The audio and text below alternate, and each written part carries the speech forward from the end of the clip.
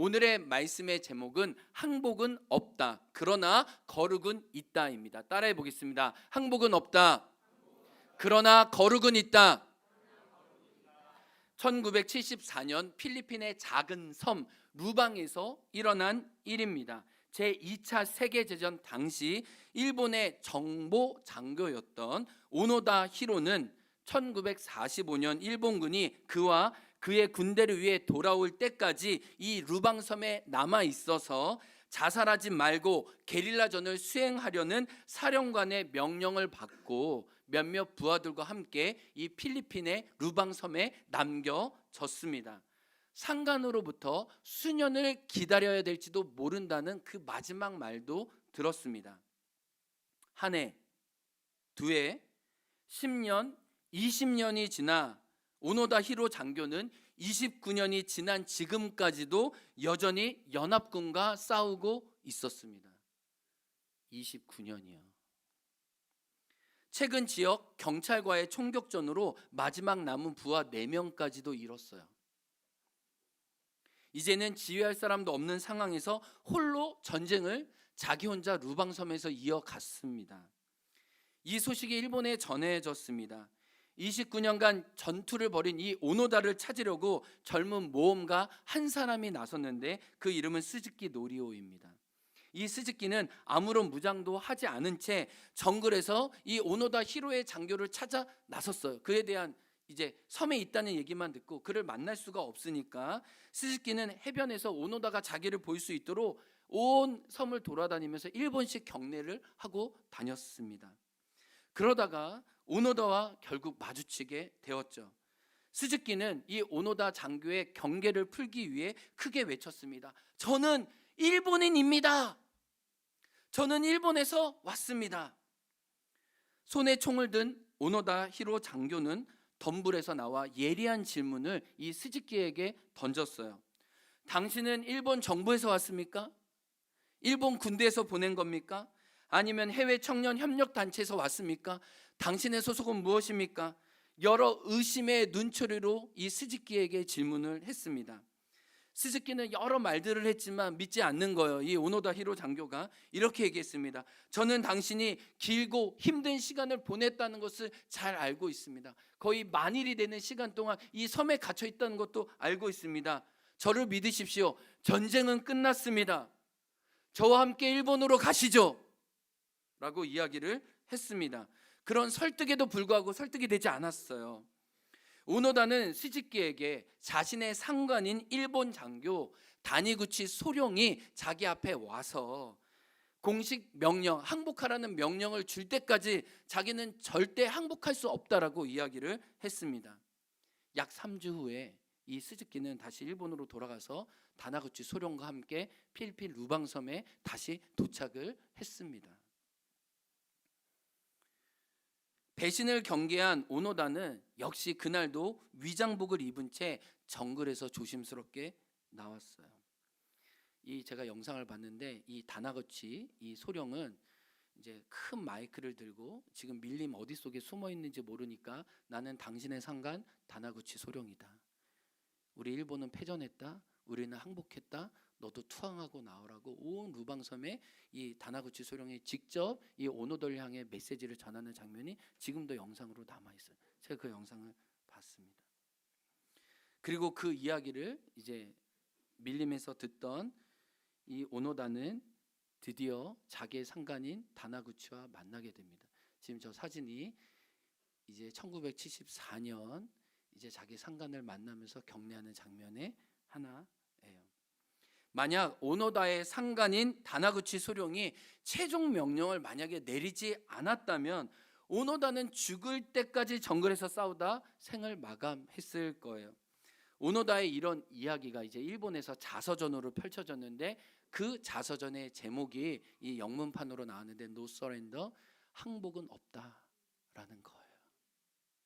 그리고 이 프랑스 감독이 이걸 가지고 영화로도 이 오노다의 이야기를 만들기도 했습니다. 한번 그 다음 장 한번 넘겨 주실래요? 이게 이제 마지막 필리핀 루방섬에서 떠나는 이 오노다의 마지막 모습입니다. 제가 오노다의 글과 이 영상을 보면서 저에게 첫 번째로 든 생각은 깊은 안타까움이었어요. 오노다의 충성은 잘못된 대상에 대한 그릇된 충성이었어요. 세계를 망가뜨린 제국주의 일왕에 대한 충성이었어요. 그래서 일본 입장에서 볼 때는 아주 위대한 충성일지 몰라도 어느 누구도 그의 이름을 기억하진 않습니다. 안쓰러운 이름으로 찍찍찍찍. 절에서는 안 됐는데 긴 30년의 시간을 너무 밀림에서 허무하게 한 건 아닌가라는 안타까움이 있습니다. 그러나 반대로 저는 오늘 여러분과 이 본문을 읽으면서 우리에게 첫 번째 신약 성경 데살로니가 전서를 주었던 사도 바울의 충성을 생각해 보게 되었어요. 그는 얼마나 예수님에게 충성했는지, 그 하나님 나라의 그 위대한 가치를 위해 죽기까지 항복하지 않았는지. 그래서 역사 속에 사도 바울이 우리에게 남겨주신 믿음의 유산과 사도 바울을 통해 우리도 충성으로 하나님을 섬기게 되는 모습을 보면서 우리는 누구에게 어떤 가치에 충성할 것인가 진지하게 생각해 보게 돼요. 그리고 사도 바울이 하나님께 끝까지 충실한 결과 우리에게 주어진 이 성경은 오늘 우리가 어떻게 살아가야 할 것을 또한 도전하고 방향을 제시하고 있는지 함께 말씀을 나누기 원해요. 그래서 오늘은 예수님을 왕으로 섬긴다는 것이 무슨 의미인지 이런 관점에서 오늘 본문 말씀을 보기 원해요. 일단 이 데살로니가 전서를 이해하기 전에 사도행전 17장으로 가야 돼요. 사도행전 17장에 어떻게 데살로니가 교회가 세워졌는지 알게 됩니다. 사도 바울은 유대인의 회당에 가서 유대인의 구약 성경을 가지고 구약에서 약속한 메시아 예수님이 오셨고 예수님이 고난 받으시고 죽으시고 부활하셨다는 것을 이 유대인들에게 먼저 강론을 하고 알려줍니다. 그런데 예수님의 죽음과 부활만 알려준 게 아니라 예수님이 시작하신 하나님의 통치를 이야기했어요. 도전적인 얘기인데 그 당시 로마의 황제를 퀴리오스 주라고 섬겼는데 이제 우리는 다른 퀴리오스, 다른 왕을 섬긴다. 우리에게는 예수 그리스도가 하나님의 나라를 이 땅에서 시작하셨다는 놀라운 변혁적인 말씀을 전하기 시작했어요. 그중에 몇 사람이 이 메시지를 듣고 아니 우리에게는 황제가 로마 황제 가이사밖에 없는데 다른 왕, 다른 임금을 섬기게 한다고 그러면서 사도행전 17장 데살로니가에서 사도 바울과 실라를 반대했던 무리들이 어떤 제목으로 고소하냐? 천하를 어지럽게 하는 사람이다. 원래 질서가 있는데 이 질서를 일그러뜨리는 사람이다. 우리에게는 황제와 그 밑에 여러 가지 이 수직적인 질서가 있는데 예수를 왕으로 섬기는 저 사람들을 가만히 뒀다가는 우리 도시가 망하게 생겼다. 저들을 가둬두자. 저들을 죽이자라고 했던 거 마치 북한에서 지금도 예수님을 전하면 총살하고 사형시키는 그런 안타까운 일이 있는 것처럼 예수 복음을 전한다고 이 땅에선 말도 안 되는 이야기를 전하는 사람인데 라고 하면서 우리가 3장에도 이야기했지만은 그래서 피신을 당해서 저 아래까지 그리스 아래까지 내려갔다는 것을 우리는 알게 됩니다. 그럼에도 불구하고 데살로니가의 성도들은 또 사도 바울은 충성했으므로 이 편지를 받고 있어요. 그러면 충성할 수 있었던 힘이 어디에 나와요? 지난주 말씀 기억할 필요 있어요. 성령의 기쁨이 있었기 때문에 고난을 이긴 거예요.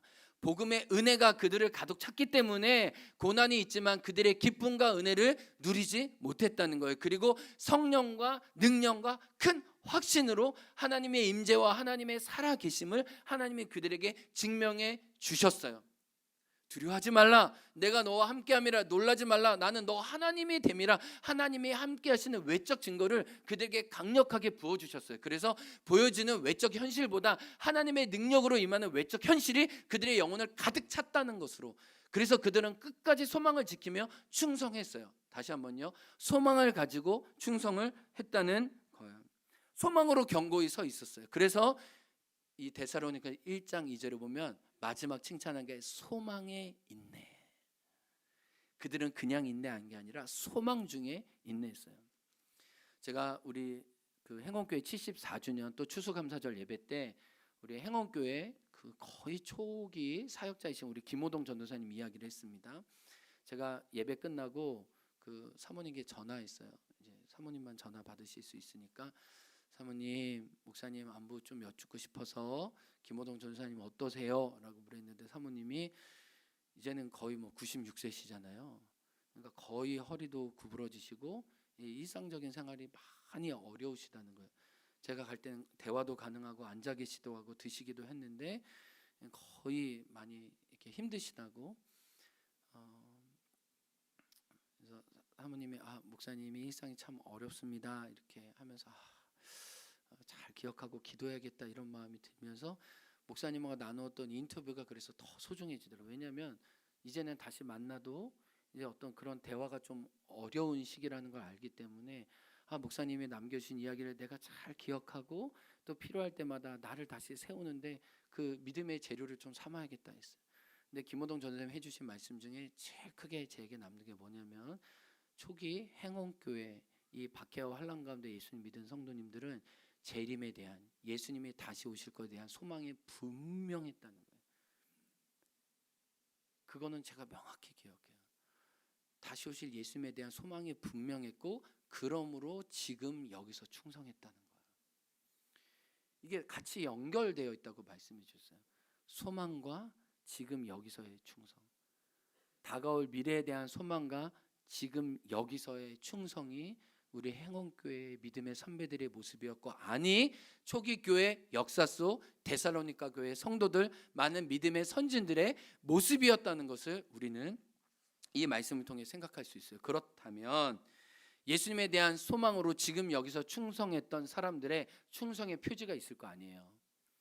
내가 예수님께 충성한다고 했는데 예수님 우리를 다스리셔서 그 다스림 아래 내가 굴복한다면 그 충성이 나타나는 세 가지 열매 표지가 무엇이냐는 거예요. 오늘 데살로니가전서 4장은 예수님의 통치를 받는 저와 여러분의 삶에 나타나야 될 세 가지 표지를 말씀하고 있습니다. 이 중에 한 가지만 나누려고 하는데, 일단 세 가지 표지는 뭐냐면 첫 번째는 따라합니다. 세상과 구별된 거룩함. 두 번째는 날 해하는 자에게 복수하지 않고 사랑하는 게 두 번째. 아주 이게 역설적인 거죠. 이게 세 번째는 일터에서의 신실함이에요. 이 가만히 보면 이 모든 이 표지가 예수님의 가르쳐준 주기도문에서 나왔다는 것을 우리는 알게 돼요. 세상과 구별된 거룩함이고 날 해하는 자에게 복수하지 않고 사랑하는 것과 나에게 주어진 일터에서의 신실함, 일용할 양식을 구하면서 자기의 삶의 자리에 진실한 것들이 표징이라는 걸 나와요. 근데 오늘은 이 첫 번째 세상과의 구별된 거룩함이 왜 충성의 표지인지 살펴보려고 해요. 여러분 성경을 공부하다 보면 가장 많이 반복되어 나온 단어를 알게 됩니다. 1장, 2장, 3장에는 가장 많이 강조되어 있는 단어가 믿음입니다. 그런데 3장 후반절부터 4장, 5장까지 가면 놀랍도록 이 믿음은, 이 충성은, 믿음의 또 다른 말이 충성이거든요. 피스티스, 이건 다른 말로 하면 신실, 충성으로 번역돼요. 이 믿음은. 근데 이 믿음이 어떻게 표지로 바뀌냐면 거룩의 표지로 바뀐다는 것을 성경은 알려주고 있어요. 특별히 시대 문화적으로 데살로니가가 너무나 타락했기 때문에 사도 바울은 거룩함을 유독 강조하고 있습니다. 특별히 오늘 본문에 보면 거룩함을 강조하는 대상이 남자예요. 남편이에요. 우리 4장 4절 말씀 한번 다시 한번 읽어보겠습니다. 시작. 각각 아내를 대하라는 얘기를 통해 먼저 남편들에게 하나님이 권면하시는 말씀입니다. 각각 거룩함과 존귀함으로 아내를 대해라.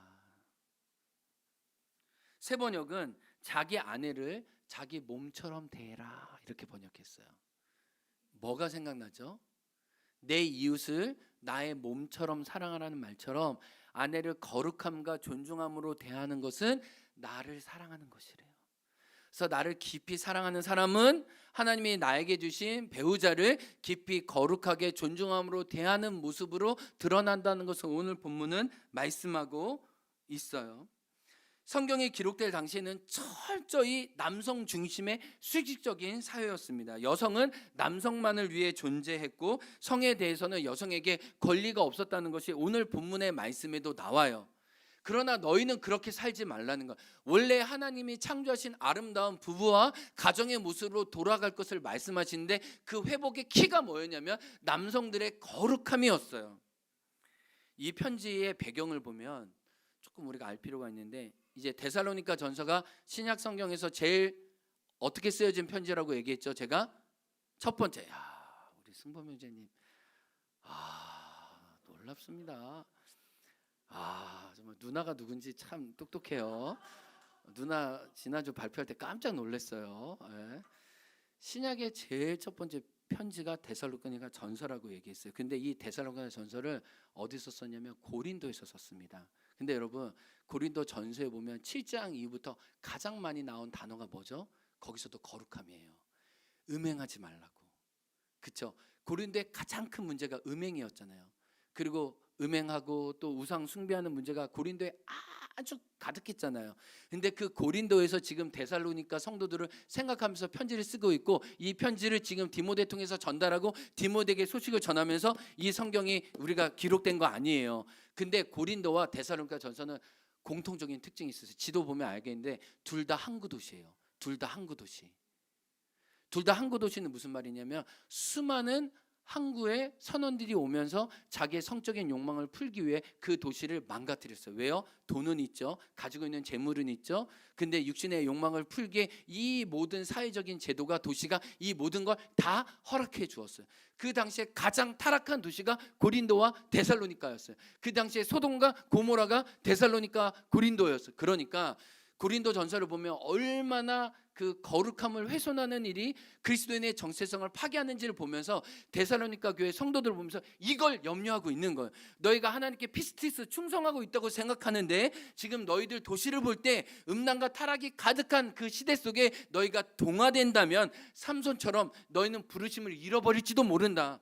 강력하게 경고하고 있는 거예요. 사도 바울은 그렇기 때문에 계속해서 거룩하라 거룩하라 강조하고 있어요. 우리 4장 3절 말씀 다시 한번 읽어보겠습니다. 시작. 하나님의 뜻은 이것이니 너희의 거룩함이라. 자, 그러면 이렇게 생각해 보겠습니다. 신약 성경 중에 27권 중에 가장 먼저 기록된 성경이 데살로니가 전서인데, 데살로니가 하나님의 뜻이란 단어는 신약 성경에 아주 많이 나와요. 수십 번 나와요. 한 수백 번 될 거예요. 제가 어제 검색해 보니까 그냥 그렇게 워딩만 쳐도 그냥 몇 장 나왔어요. 그런데 신약 성경에서 하나님의 저와 여러분에게 원하시는 가장 첫 번째 뜻을 하나만 고르라면 뭐예요? 제일 첫 번째 우선으로 나온 하나님의 뜻이라는 명확한 단어가 뭐예요? 물론 그 뒤에 나와요. 항상 기뻐하라, 쉬지 말고 기도하라, 범사에 감사하라. 이는 그리스도 예수 안에서 너희를 향한 하나님의 뜻이다. 이건 하나님의 뜻의 두 번째 언급이에요. 그러면 가장 먼저 신약 성경에서 나온 하나님의 뜻을 한 가지만 우선적으로 말하려면 그건 뭐예요? 우리의 거룩함이에요. 나의 거룩함이에요. 하나님 우리에게 거룩함을 요구하시는 거예요. 성도됨의 첫 번째 표지, 그리스도인을 따르는 첫 번째 표지, 하나님 우리에게 원하시는 가장 아름다운 표지가 거룩함입니다. 따라합니다. 하나님은 당신의 뜻을 틀렸습니다. 하나님의 뜻은 나의 거룩함입니다. 시작. 하나님의 뜻은 나의 거룩함입니다. 하나님의 뜻은 거룩함인데 나의 거룩함이에요. 근데 놀라운 것은 이 명령의 말씀과 경고의 메시지를 또 주세요. 8절 말씀 보세요. 놀라운 충격의 메시지입니다. 8절, 우리 이 경고를 가볍게 여기면 안 돼요. 8절 시작. 그러므로 저버리는 자는 사람을 저버림이 아니요 너희에게 그의 성령을 주신 하나님을 저버린다. 여러분 이게 잘 보세요. 음행을 하고 탐욕을 하고 세교육에 휩싸는 사람들에게 너희가 그런 행위를 하는 것은 다만 사람을 저버리는 것이 아니다. 너에게 성령을 주신 하나님을 저버리는 일이야. 엄청난 경고의 말씀을 줘요. 제가 이 저버린다는 말씀을 연구하다가 이 무거운 표현이 신약 성경에 딱 5번밖에 나오지 않아요. 굉장히 진중한 표현이에요. 굉장히. 이 마데테오 저버리다는 말은요, 폐기 처분하다, 파기하다, 무효로 하다라는 말이에요. 그와의 관계를 완전히 끊어내는 일이에요. 그러니까 우리가 음행을 저지를 때 하나님이 주신 구원을 내가 자꾸 폐기 처분한다는 거예요. 정욕되게 행할 때 성령을 경멸하고 하나님을 얕본다는 거예요. 그건 그냥 내 몸에 대한 해당하는 것뿐만 아니라 우리를 성전으로 삼으신, 우리에게 구원을 주신 그 하나님의 구원을 내가 자꾸 파기하고 하나님을 얕보고 하나님을 경시하는, 성령님을 모독하는 행위라는 것을 사도 바울은 영적인 의미로 알려주고 있는 거예요. 그러니까 내가 내 몸에 죄를 짓는 음행은 다만 내 몸의 문제가 아니라 나의 부르심을 꺾는 아주 안타까운 일이라는 것을 오늘 본문은 경고하고 있어요. 그런데 이 경고와 함께 또 사도 바울은 명령도 하고 경고도 하고 또 고린도에서 이 편지를 쓰면서 그들을 위해 진짜 기도하고 있어요. 그 기도의 내용이 3번 나오는데 그냥 여러분 알아두세요. 데살로니가에는 3번의 기도가 나옵니다. 1장의 감사기도, 내가 너희를 기억하면서 하나님 앞에 감사하니, 그러면서 뭐예요? 3가지 감사가 뭐예요? 사랑의 수고와 믿음의 역사와 소망의 인내를 기억하면서 감사를 했잖아요. 이런 감사기도가 1장에 나오고 3장과 5장에 또 그들을 향한 중보기도가 나와요. 어떻게 보면 신약 성경의 가장 첫 번째 사도 바울이 교회와 저와 여러분이 향한 기도가 나오는데 3장과 5장의 기도의 초점도 무엇이냐? 놀랍게 거룩이에요. 이게 우리에게 주는 의미가 큽니다. 4장에서 충성의 표지로 거룩을 가장 강력하게 얘기하신 성령님이 또 3장과 5장을 통해 우리에게 요구하시는 것도 그분의 거룩이라는 걸 말씀하세요. 3장 13절 말씀 읽겠습니다. 시작. 너희 마음을 굳건하게 하시고 우리 주 예수께서 그의 모든 성도와 함께 강림하실 때에 하나님 우리 아버지 앞에서 거룩함에 흠이 없게 하시기를 원하노라. 여러분, 사도 바울의 기도가 뭐예요?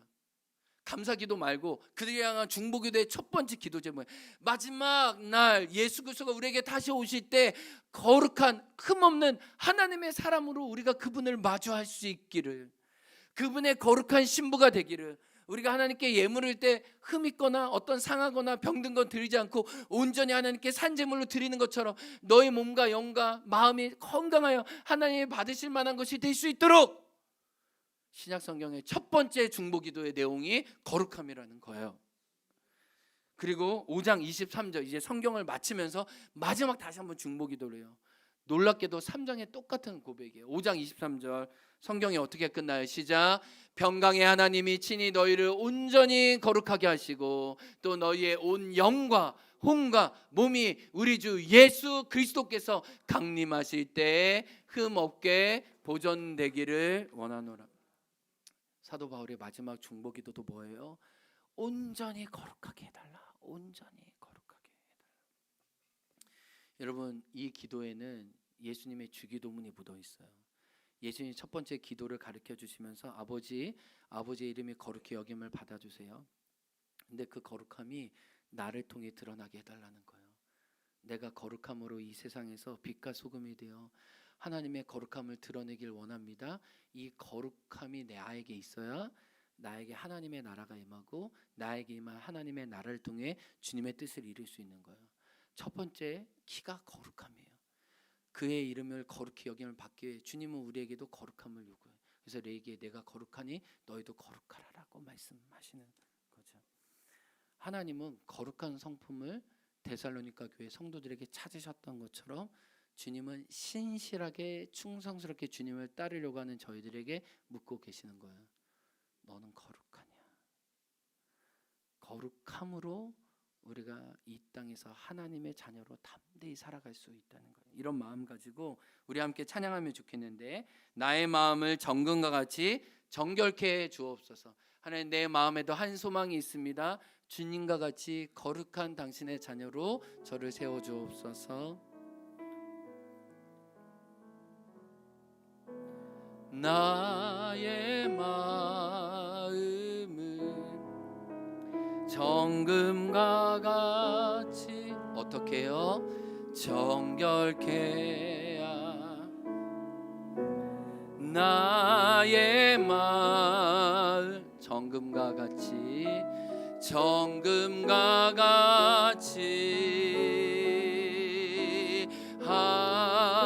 내 영혼에 한 소망이 있습니다. 내 영혼에 한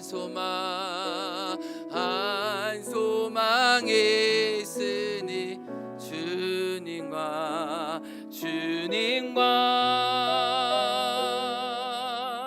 같이 거룩하게 하소서. 나의 삶을 드리니 거룩하게 거룩하게 하소서. 오 주 나를 받으소서 나를 받으소서. 다시 한번 나의 마음 고백합니다. 나의 마음 정금과 같이 정금과 같이 정결케 하 나의 마음을 나의 마음을 정금과 같이 하소서. 내 영혼에 한 소망이 있으니 주님과 같이 거룩하게 하소. 나의 삶을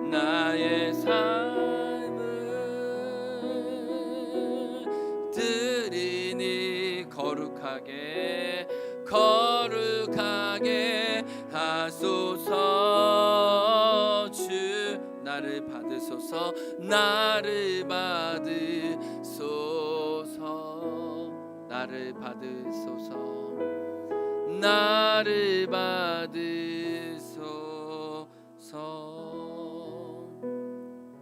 여러분 우리가 명확히 기억하기 원해요. 신약 성경에 가장 먼저 나온 하나님의 뜻은 하나님이 거룩한 것처럼 하나님 우리에게도 거룩함을 요구하세요.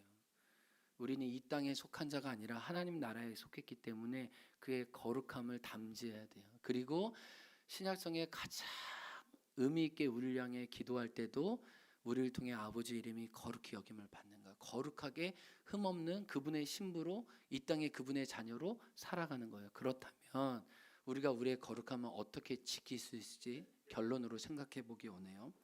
따라해 보겠습니다. 내 몸에 파수꾼을 세웁시다.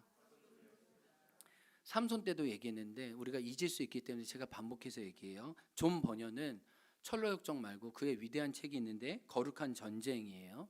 이 거룩한 전쟁 이렇게 읽기는 좀 어려워요. 워낙 내용이 두꺼워서 그러나 사단과의 치열한 영적 전투가 있는데 사단은 우리의 존재, 우리의 몸을 끌어내기 위해 우리의 5가지 문을 점령하려고 이 문을 두들긴다는 거예요. 그래서 이 문을 어떻게 파수하고 지키냐에 따라 다르다는 거예요.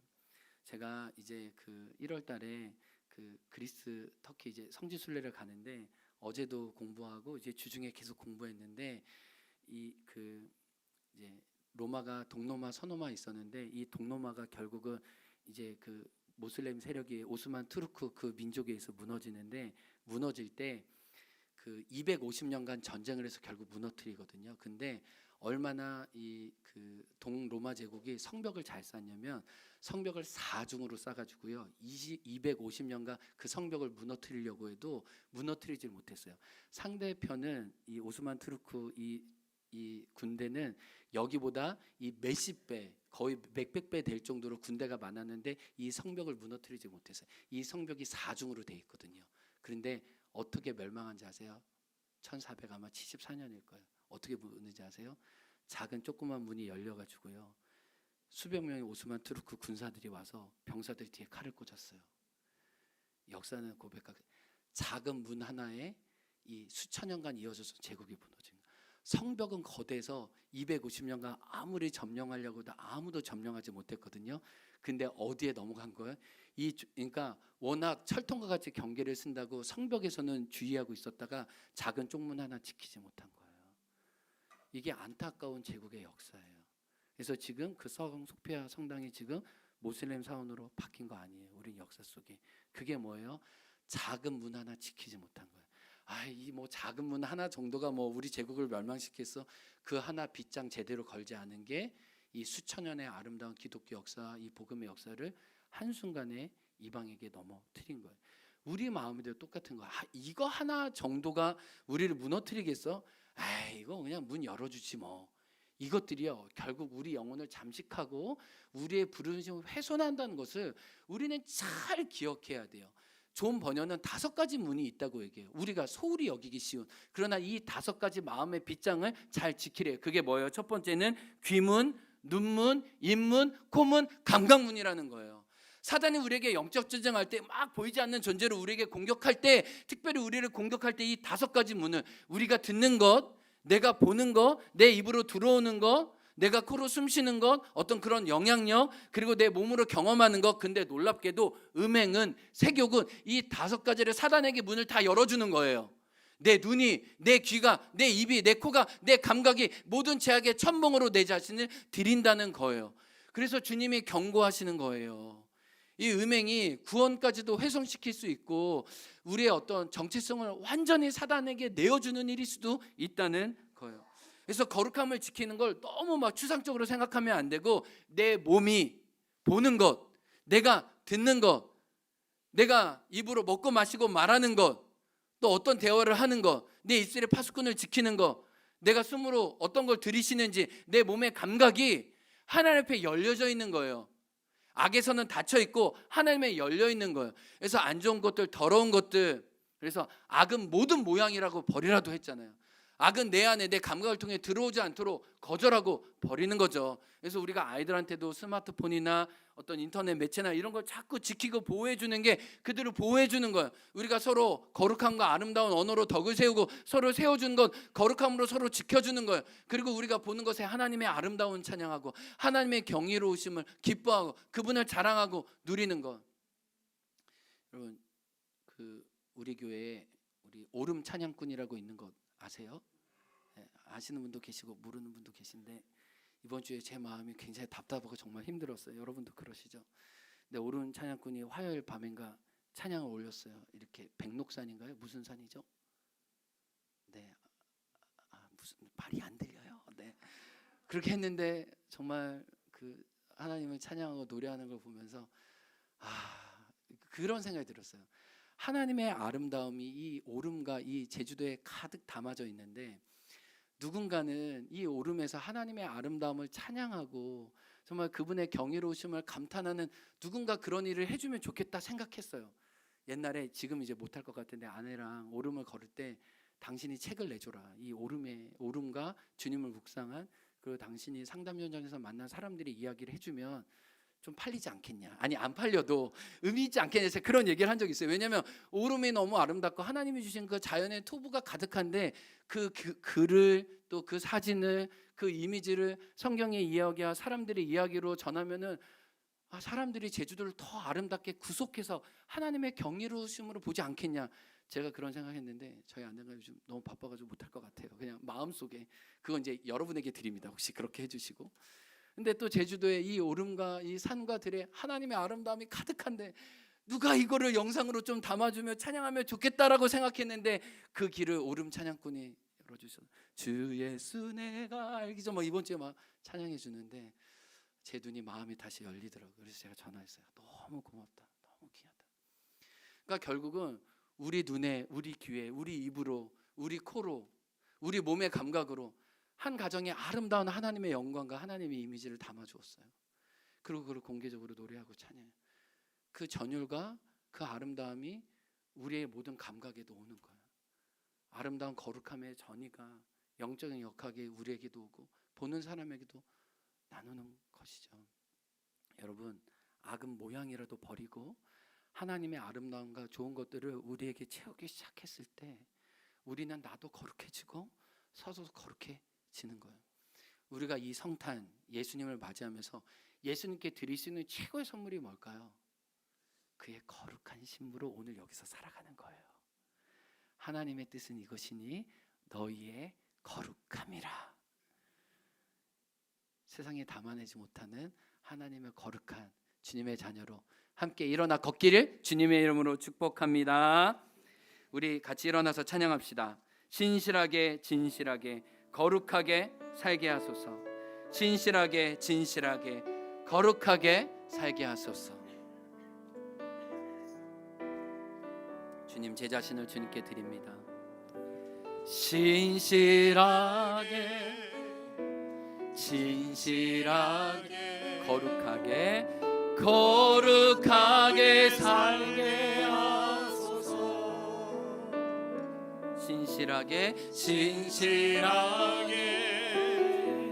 신실하게 거룩하게 거룩하게 살게 하소서. 다시 한번 신실하게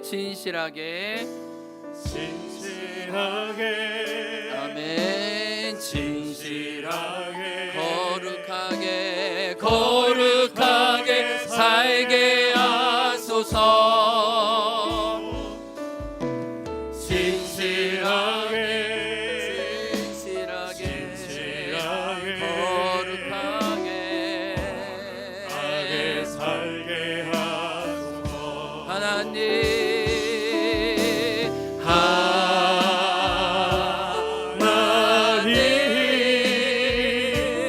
나의 마음 만져주소서. 하나님 나의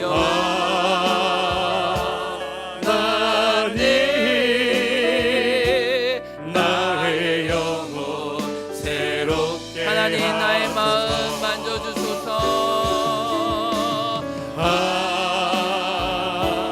하나님 나의 마음 만져주소서.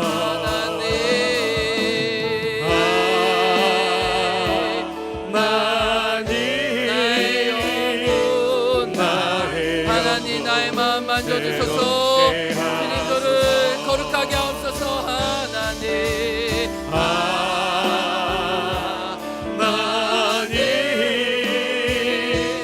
나의 마음 만져주소서.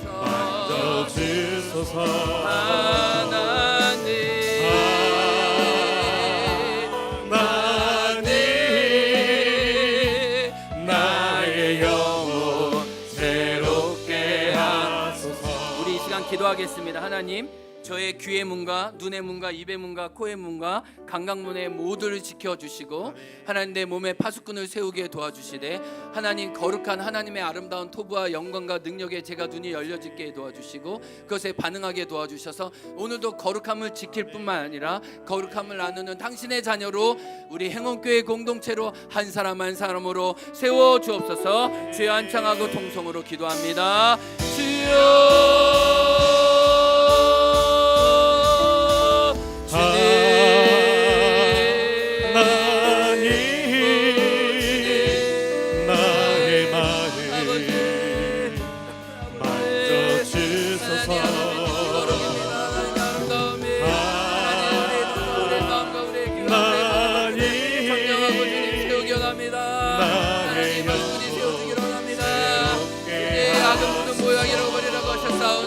하나님 나에게 들어온 모든 걸러내게 도와주시고 하나님 우리 몸을 거룩한 산자를 흐드리게 도와주시고 하나님 아름다운 하나님 통다 우리 안에 임하게 도와주시고 하나님 아름다운 하나님의 영광을 바라보며 즐거워하며 하나님 것들을 채우게 도와주시고 기뻐하며 하나님을 즐거워하게 도와주시고 하나님을 사랑하게 하시고 하나님 놀랍게 하여 주시기를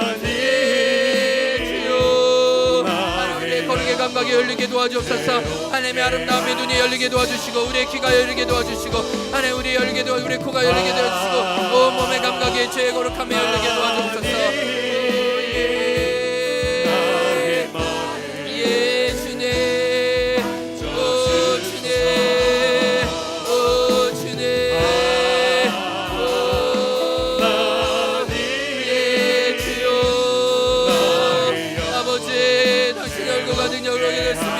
아버지를 거룩하시고 하나님을 순결하게 하시고 하나님의 능력에 도와주소서. 하나님 아버지 놀라게 도와주시도록 도와주시고 아버지 하나님의 능력을 하나님에게 세우게 도와주시며 하나님의 능력을 새롭게 해주시며 끌어주옵소서.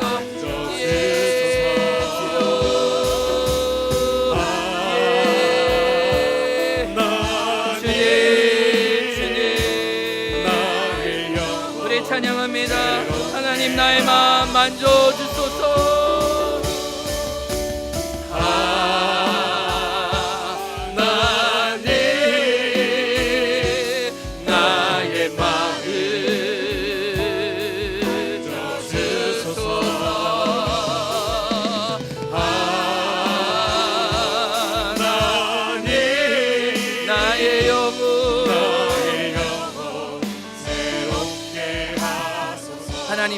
동안 우리 몸에 파수꾼을 세웁니다. 나의 귀의 문에, 나의 눈의 문에, 나의 입술의 문에, 나의 코의 문에, 나의 온몸의 감각의 문에 하나님 성령의 파수꾼을 세워서 제 자신을 거룩하게 흠없게 지키기 원합니다. 하나님의 뜻은 이것이니 너희의 거룩함이라.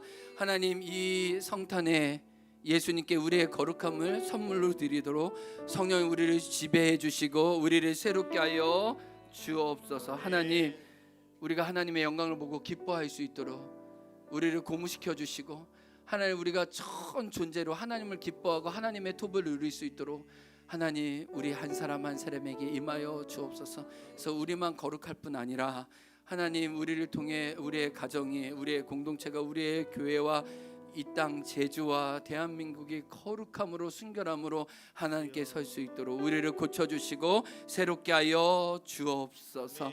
하나님, 오늘 나의 일부를 하나님께 소중히 여겨 구별해서 드리는 이 예물의 손길을 받아주시고 연락하여 주옵소서. 예수 그리스도의 이름으로 기도합니다.